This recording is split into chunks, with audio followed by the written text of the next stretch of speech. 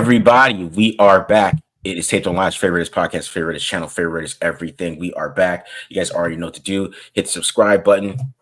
Subscribe. Hit the like button if you like it. Hit the dislike button if you don't like it. Leave a comment if you like it. Leave a comment if you don't like it. Also follow us on Twitter at the Mark John NFL for me, at mholder95 for Matt, and of course pandasups.com TDL discount code for 35% off. All right. We're here. We're talking some more draft. It's draft weekend, you know, free agency and then draft. Free agency draft. You guys get the pattern now. And today we're going all Alabama. We're staying in Alabama for this one. Looking at the cornerback from Alabama, Terrion Arnold. Terrion Arnold. I couldn't think of his name right now. Terrion Arnold, who was actually lower rated than Kool-Aid going into the season, which is super interesting. And I'm doing JC Latham, who is an option at 13 if the Raiders want to stay there. And he's a pretty damn good offensive lineman. It's probably one of the best offensive line classes that you'll see, especially at the top, So, yeah, like Fashanu, if I said that right, I don't know. I think Fashanu, there you go. Olu Fashanu.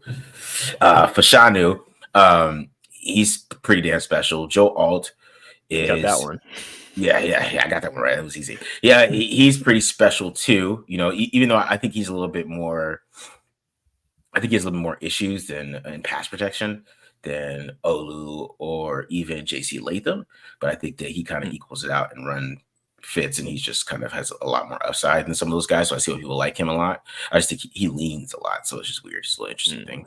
But and then of course there's another guy name I can't say from Washington, who's a good player. I watched him this weekend.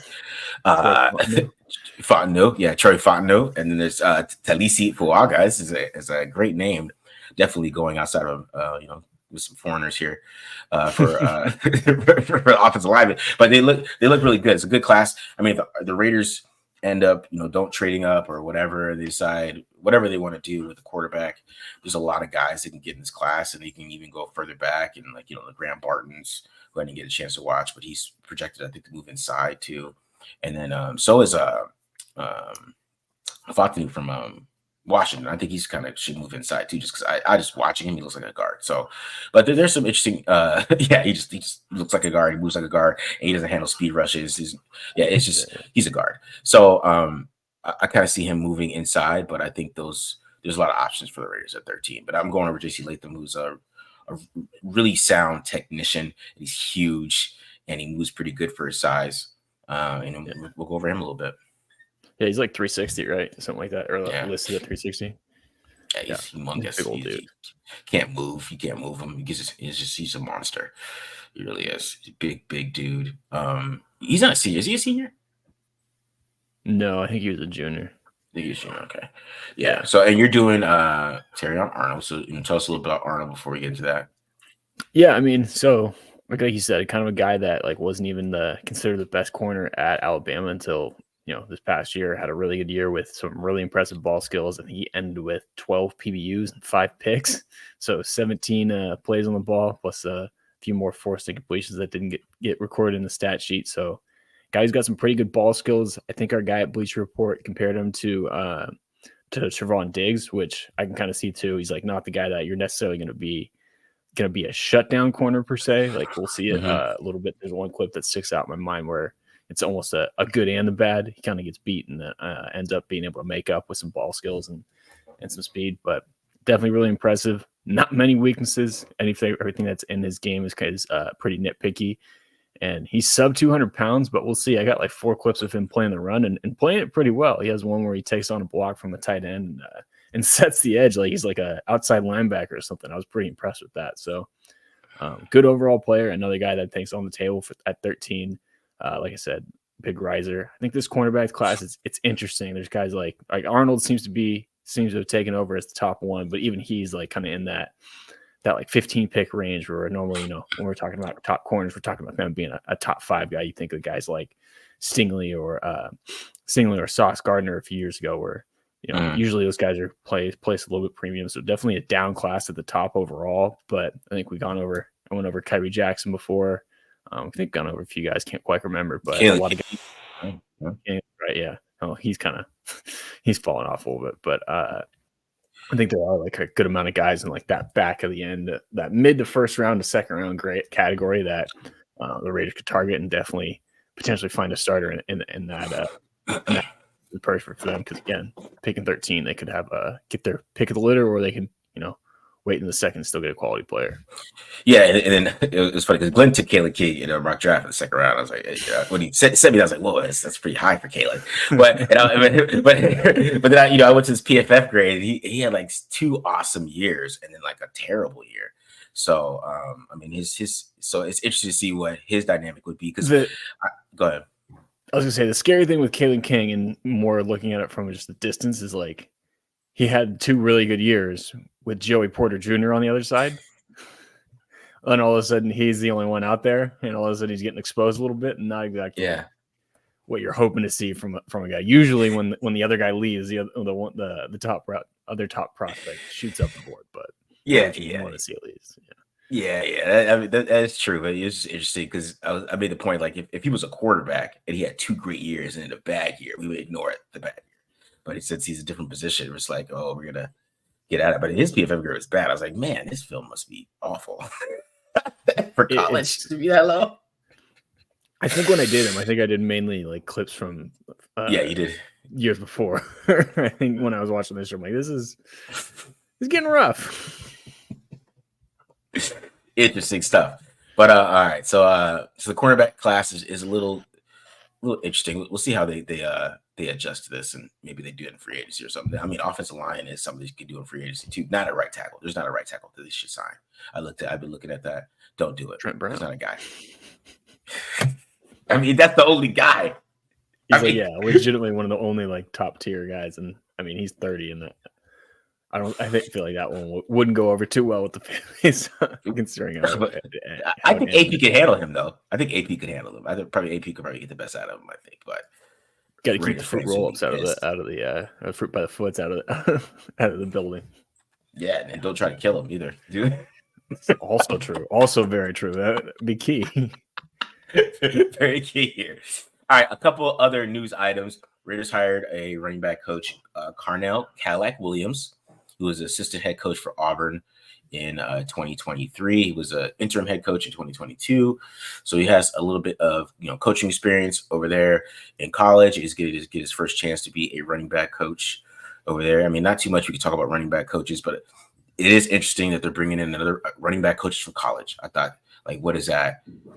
I feel like that it kind of fits into the more college schemes idea that they want to do.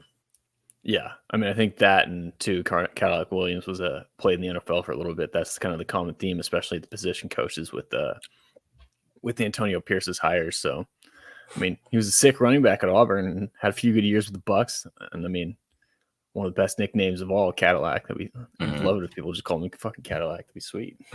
Right, man. That was it's John Gruden throwback, man. It's that was John Gruden's guy.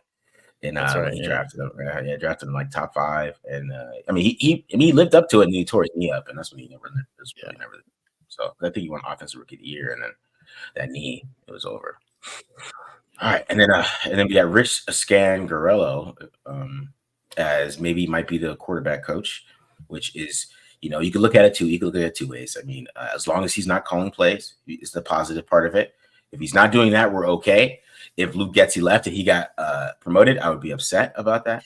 But if he can be the quarterback coach, that's fine. He was a quarterback coach for the Niners right before he went to right in 2021. He was a quarterback coach back then for the Niners before he went to Kentucky. Got fired, right? Or was that before?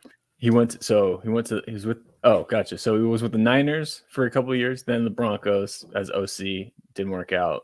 Eagles, then back to the Niners, then to Kentucky. I see. 2 stints with the Niners, both as quarterbacks coach. Yeah, and both his offensive coordinator stops weren't very good. I mean, to be fair, he had Drew Lock for one of them, if you want to be fair.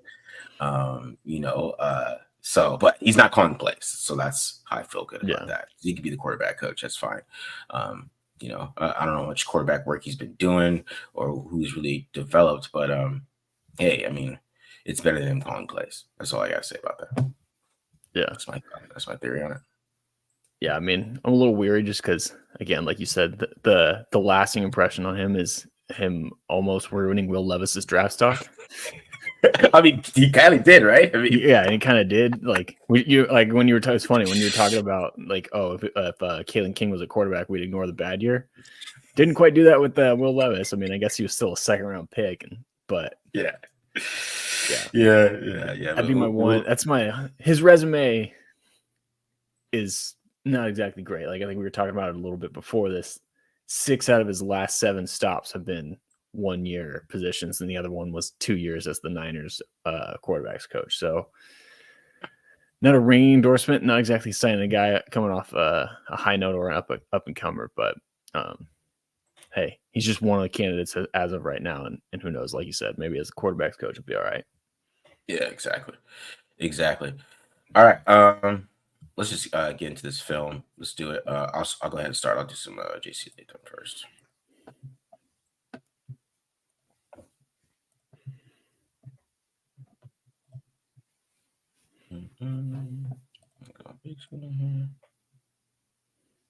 All right, so we're looking at number 65 here. You can already see him. He's a huge dude, 65.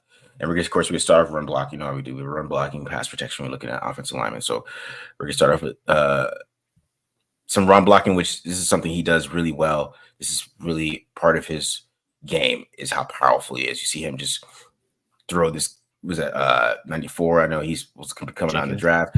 Jenkins, yeah, he just gets thrown to the ground there, creates a huge hole, and still doesn't let him go. He still has to let him go. Like if JC Latham gets his hands on you, you are not moving, and that's what is really sticks out to me. He is so strong. I wonder how much he's gonna bench press. To be honest, I feel like he's gonna do like 35 reps. He's just like he couldn't get off of him. He gets his hands on you, you are not moving. All right, here's another run block. This one's becomes like kind of like a double team, but you can see his low pad level where his hands are. Right, he's right there and gets all that power. You just aren't moving when he gets especially his hands for a dude that's what 6'6", 6'7", something like that. Yeah, 6'6", 360 pounds. He's like a 90s right tackle, my dude. Exactly. I mean, he carries it pretty well. I mean, he's not exactly a fatty for 360. I know, man. That's the thing. Not soft in the middle. Here's another one. See, look at you. Just love the pad level he gets. He's always so low, always the lowest man, and he just moves people. He just comes up and just that guy had no shot at getting close to that play, and he's still holding him. You see, so say if he gets his hands on you, you're not going anywhere. Nice. You're not moving. This dude, he's fighting for his life. JC's nowhere near the play. He could have let him go. He's like, no, you're not gonna let go. All right, here's another one here. On a run play, just moving people. See, just the leverage he gets, you just aren't going anywhere. And he gets a little help from the tight end here, but go ahead. I was just look at his base; it's always super wide. You know what I mean? Mm-hmm. And that helps him. He can swivel his hips around too and get positioning. It's just, right. I mean, it ran mostly power with this kind of offensive line. I mean, usually when I watch Alabama, they're a zone team, but there's a lot more power here. See on this one we're getting some little. It looks like inside zone a little bit. I believe so here. But you see just how he gets to the second level. And he just tosses this dude is number 2, this linebacker. Right, he just gets the second level, gets his hands on it, then he just throws the guy to the ground. I believe that's a linebacker. I 100% believe that's a linebacker. I think it is, yeah. Yeah. It's that very slim guy. He just, I think it is. Just throw him to the ground like he's nothing. All right, and then here's some more here. Another run block. Him just pancaking the hell out of this guy. He might trip over the 77 a little bit, but he just make sure he gets to the ground. Just make sure you go to the ground, sir. This dude is pretty damn good. I don't know. it's hard with me and Olu, man, because to mix these guys up a little bit because this dude is just so damn good at the run game. I think he's better than Olu there, and he doesn't pass protect like he does technically, but man, it's just constant. You are not moving. It's just big dudes just not going anywhere. It's just crazy to me. It's consistent. Like I watched like 3 or 4 games, even Tennessee, he was doing this. We're gonna show some against Georgia a little bit too in that game.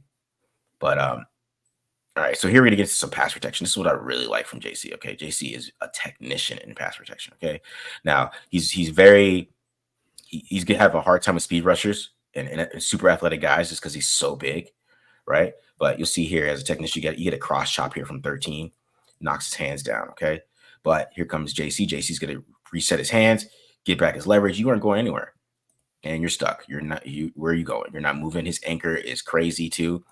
You aren't bull rushing through JC Latham. You're gonna have to go around him. You aren't going through him. That anchor, when they say build that house, he builds it. He builds a mansion. That is, yeah, his anchor is pretty crazy, right? And he's very subtle too. There's a lot of subtle moves. You're not gonna see on this one. You see it a little bit on this one, but you can see it better. Is how he does like a little fake punch, just a little bit, kind of subtle, a little quick, right? Kind of get that guy to commit.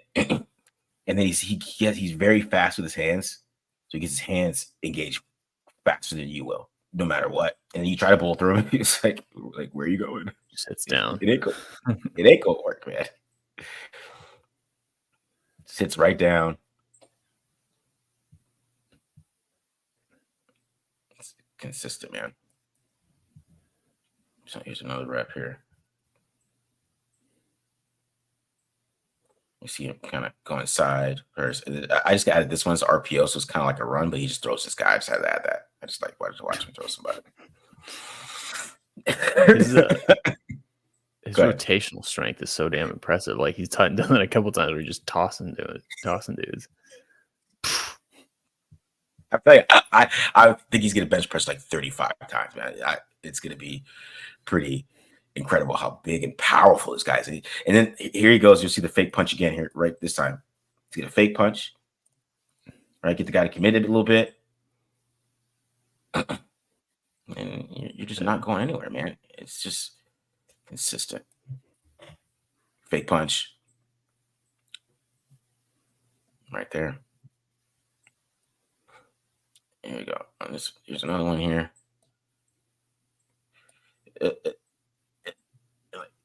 He gets his hands up so fast, right? He's so quick with his hands too. So even if you try to engage, he always engages first. And then if you bull rushing him is pointless. I don't know why Michigan guys are trying to do this, but it's literally pointless.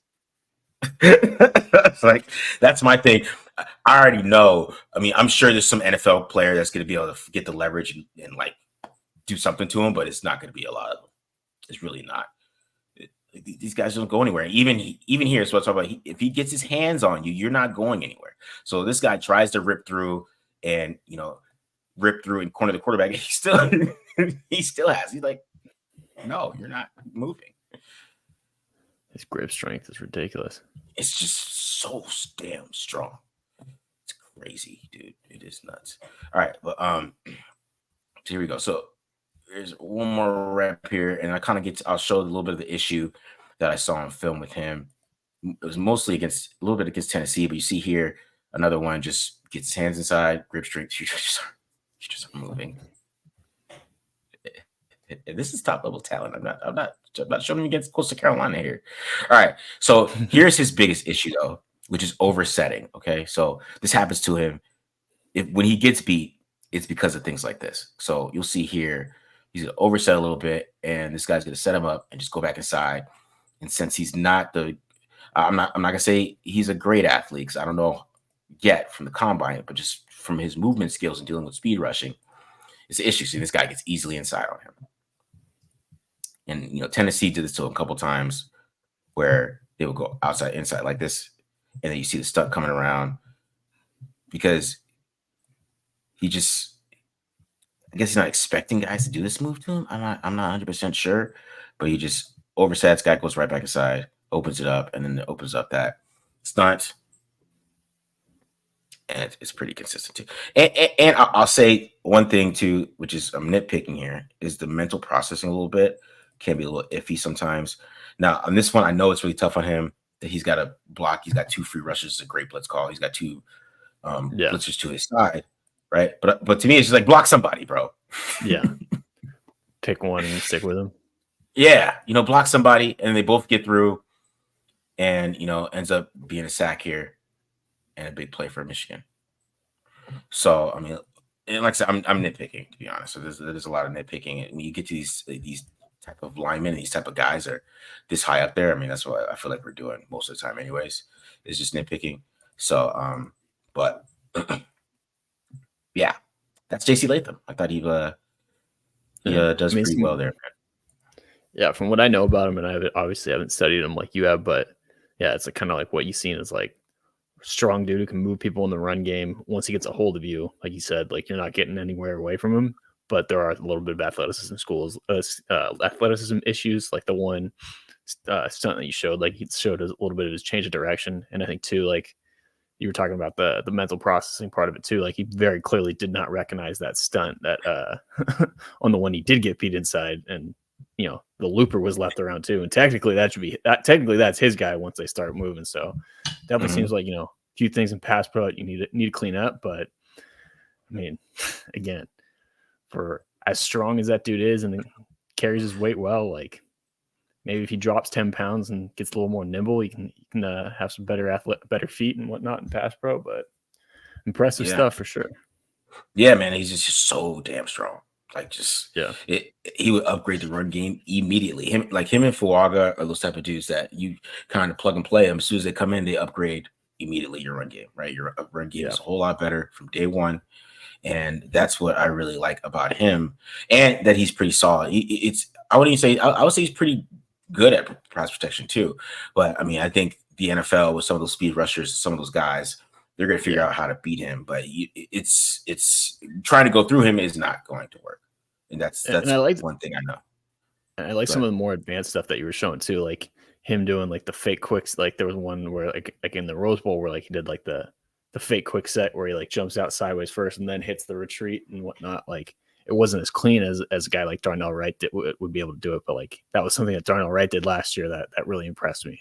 That I really liked. And like you said, like throwing the fake punches, mixing up his timing, like for defensive linemen, that screws with you, right? Because defensive linemen, you're taught like when you see them flash, you start to chop and start your moves there. So doing stuff like that, like that's the stuff that like you usually see from guys who are been in the league a few years and have some experience and are more comfortable with their technique. So the fact he's doing that already is a good sign. Like I like seeing that from young offensive linemen and playing the game within the game a little bit too. It's how too that they're confident in their skill set too.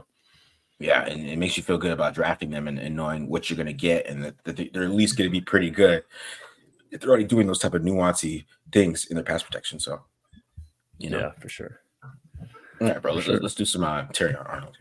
Some Terrion, some DB play. Mm-hmm.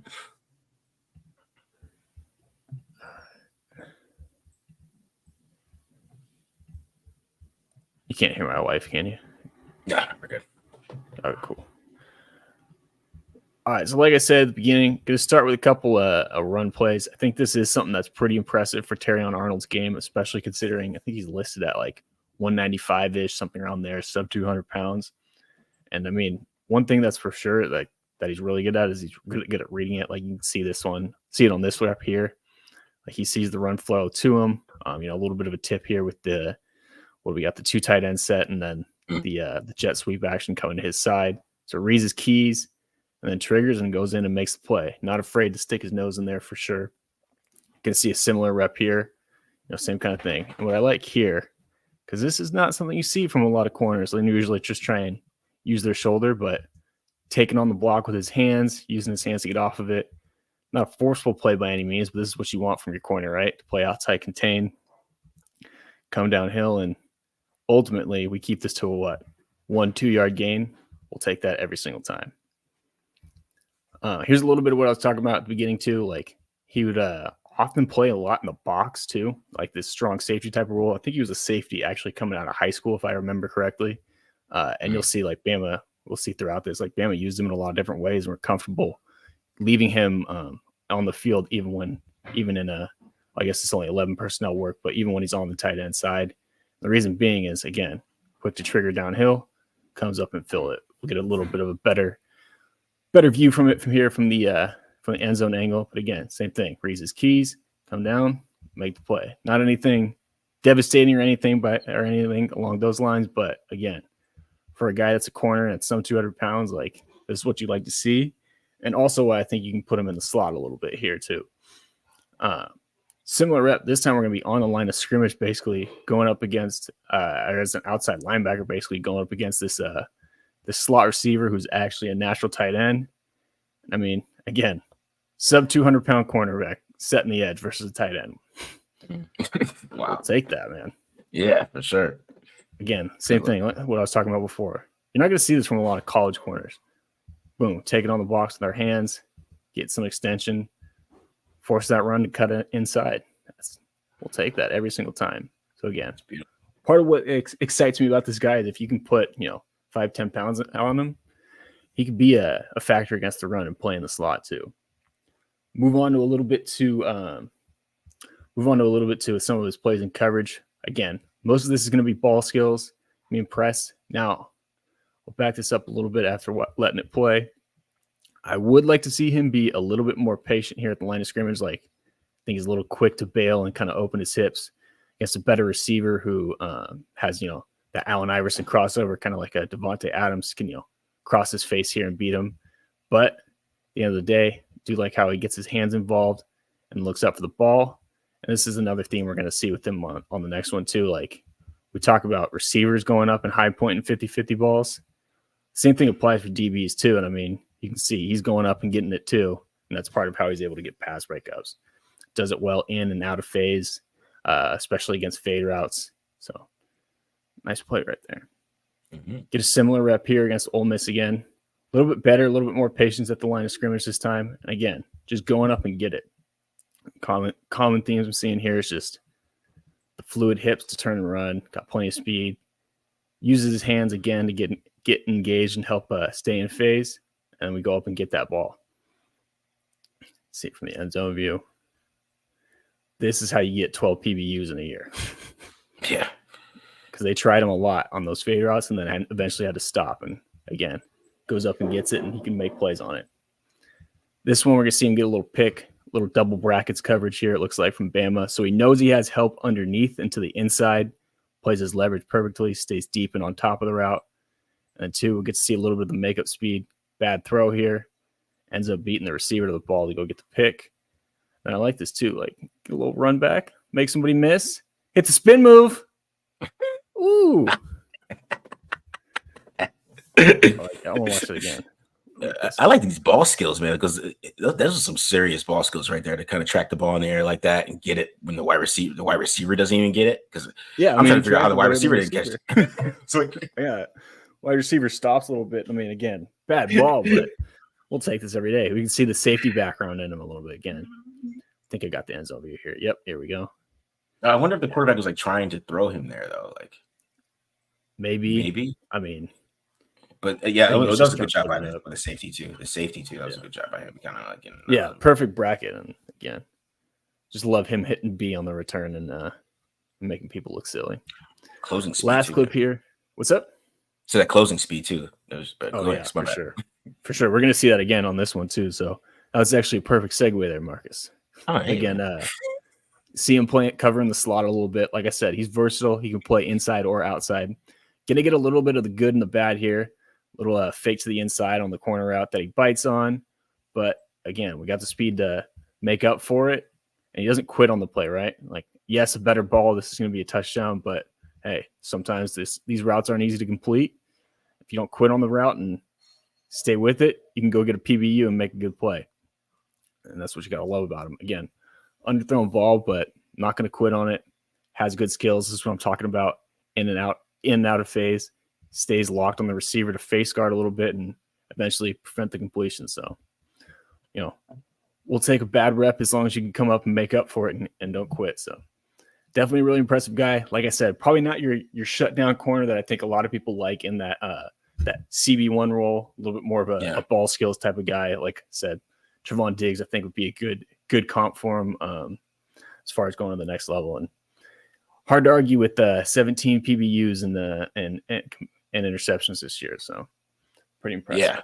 Yeah. I mean, that's just kind of, you can see his ball skills on that one play, man. That's really impressive to me. And ball skills is a big thing because, even if you're going to get beat, you're going to get beat. Sometimes I would like for you to equal that out with some interceptions. Yeah. That's my things. Because if you're going to be sauce and not getting interceptions, you just need to shut people down like he does, right? Yeah. Because he doesn't get a lot of picks or whatever. But if you're not going to be that guy, I'm gonna need you to get some interceptions, right?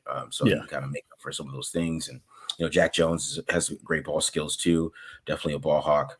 And you kind of mix those two together, and you can have some guys who can make some plays out there, because that's a big thing. Is being a playmaker as a corner can kind of make up for if you're not a shutdown. So that's kind of the for thing. sure. And that's kind of his style too. Like he's going to play, like, or at least at Bama, he can play off or press, but he'll play quite a bit of off, especially early in the drive, where he'll give up, those 6 to maybe even 10-yard completions before they cross the 50, and then kind of lock it up. And like you said, like if you make one mistake, you overthrow it, you underthrow it, he's going to be right there to make the play on it. And that's kind of the big thing, and that's how his game is going to be centered around. But yeah, a special player for sure. Yeah. So listen, there's a lot of options for the Raiders at 13. Of course, quarterback is there. The main option that people, everybody wants. The main option that they're probably looking at too. But there's tons of options, man. I'm telling you, all these offensive linemen, man, they could upgrade this offensive line so quickly. They can upgrade the DB room so quickly by grabbing some of these guys that are available at 13. And so see what the Raiders do. We got the combine in about a week and a half now, I guess, kind of a week, a little more than a week, I guess. Yeah, a little more than a week. Well, I guess got the combine. This goes on Monday, then a little bit more than a week. Mm-hmm. So we got the combine coming up, and that's going to answer a lot of our questions of what the Raiders are doing. I mean, shit, they might trade up that week. We don't know. We don't know, but we're going to hear. We're going to find out all the rumors. So we're getting excited for that, for the combine, to kind of start getting this draft stuff, speeding up. You know what I mean? So, any other last thoughts before we get out of here? Quick episode. I mean, slow week. Yeah, slow week. Still not a whole lot going on. Got some news, I guess, there at the end with Garoppolo and some coaching staff starting to fill out and whatnot. But yeah, I mean, not a whole lot going on right now. We'll get some news going in the next week with the combine coming up. Before we get out of here, what were your thoughts on the Garoppolo thing?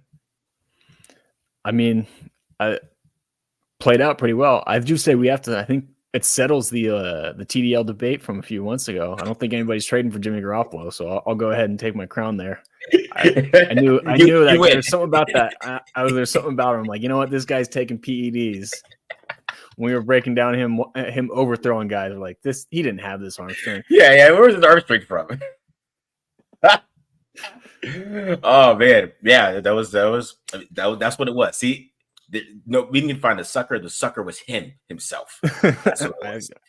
It was and him honestly, himself. like, I was thinking about it too. Like, this is the better situation for the Raiders, because, like, say they traded him, got like a 6th, 7th round pick. Like, you hope that guy maybe makes the roster. $11.25 million. That's another starter you can get in free agency. Like, he gave him a parting gift, man. Like, that was huge. I know, huge. And then when I saw that the Spotrac guy talk about they might not have any more dead cap after this year. Thank you, Jimmy. We appreciate that. Yeah, so it wipes away, because like I think I talked about before, it was like $28.3 million, and like basically they could take like half now, half later. The math wasn't perfect like that, but like they had to decide between, do we want to take it up front or take some of it on the back end, and Jimmy just made that decision easy for him, or Jimmy made the decision for him by getting suspended and gave him a break. So works out for the Raiders' favor. It worked out, man. The sucker was him. It was just him. Yeah. That's what it was. He was our sucker. We couldn't think about it at the time, though. Yeah. All right, guys. Hit the subscribe button. Subscribe. Make sure you check out all the draft stuff. We got mock drafts, draft stuff everywhere. Free agency draft. Like I said, none of this stuff is old. So at this point, it's not like the week 2 where you don't want to go back and relive that loss. This is the same thing all the time. So go ahead, keep checking out those videos if this is your first time here.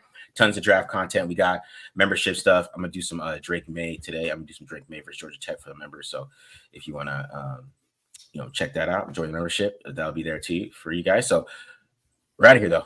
Have a good one. Peace, guys. Yeah.